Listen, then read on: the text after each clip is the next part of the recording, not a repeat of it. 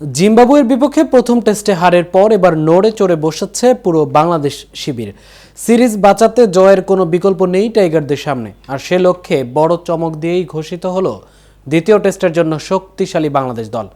প্রথম টেস্টের দলে দুটি পরিবর্তন এনে দ্বিতীয় টেস্টের দল সাজিয়েছেন নির্বাচকরা। দলে ফেরানো হয়েছে এনামুল হক বিজয়কে, এছাড়াও রয়েছে আরও চমক।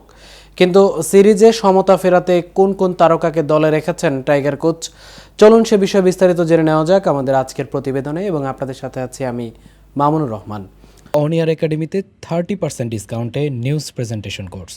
প্রায় 3 বছর পর টেস্ট দলে ফিরলেন এনামুল হক বিজয়। জিম্বাবুয়ের বিপক্ষে সিলেট টেস্ট 4 দিনে হারার পর বুধবার দ্বিতীয় ও শেষ টেস্টের জন্য 15 সদস্যের বাংলাদেশ দল ঘোষণা করেছে বিসিবি। চট্টগ্রামে সোমবার শুরু হবে দ্বিতীয় টেস্ট। শেষ অনেক দিন ধরেই ঘরোয়া ক্রিকেটে ফর্মে আছেন এনামুল। জাতীয় ক্রিকেট লিগে দ্বিতীয় সর্বোচ্চ রান সংগ্রাহক ছিলেন তিনি। চলমান ঢাকা প্রিমিয়ার লিগে গাজী গ্রুপ ক্রিকেটার্সের হয়ে 4টি সেঞ্চুরি করার পুরস্কার পেলেন 32 বছর বয়সী কিপার ব্যাটার বিজয়। কাল আবাহনীর বিপক্ষে চতুর্থ সেঞ্চুরি করেছেন তিনি। 2022 সালের জুনে ওয়েস্ট ইন্ডিজ সফরে শেষবার টেস্ট খেলেছিলেন বিজয়। তাকে জায়গা করে দিতে দলের বাইরে চলে যেতে হয়েছে জাকির হাসানকে। তিনি অবশ্য একাদশে ছিলেন না। যারা একাদশে ছিলেন সে মাহমুদুল হাসান জয় আর সাদমান ইসলামদের কেউই বড় রান করতে পারেননি।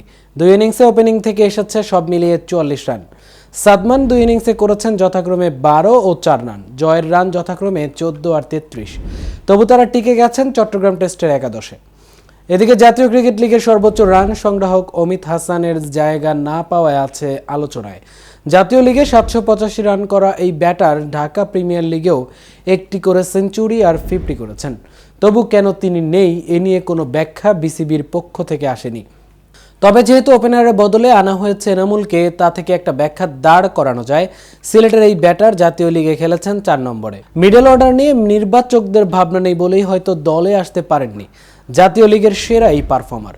এদিকে পাকিস্তান সুপার লিগে খেলতে যাবেন পেসার নাহিদ রানা, তাই তার জায়গায় নেওয়া হয়েছে বাঁহাতি স্পিনার তানভীর ইসলামকে।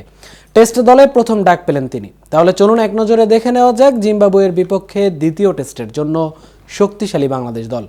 প্রথমে আছেন অধিনায়ক নাজমুল হোসেন শান্ত, 2 নম্বরে আছেন মাহমুদুল হাসান জয়, এরপর সাদমান ইসলাম, 4 নম্বরে আছেন এনামুল হক বিজয়, এরপর আছেন মুমিনুল হক, তারপর মিস্টার ডিপেন্ডেবল মুশফিকুর রহিম, এরপর আছেন মাহিদুল ইসলাম ভুইয়া অঙ্কন, 8 নম্বরে আছেন জাকের আলী অনিক, 9 নম্বরে আছেন সহ অধিনায়ক মেহেদী হাসান মিরাজ, এরপর আছেন তাইজুল ইসলাম, নাইম হাসান, তানভীর ইসলাম, হাসান মাহমুদ, 14 নম্বরে আছেন সৈয়দ খালেদ আহমেদ এবং সর্বশেষ 15 নম্বরে আছেন তানজিব হাসান সাকিব।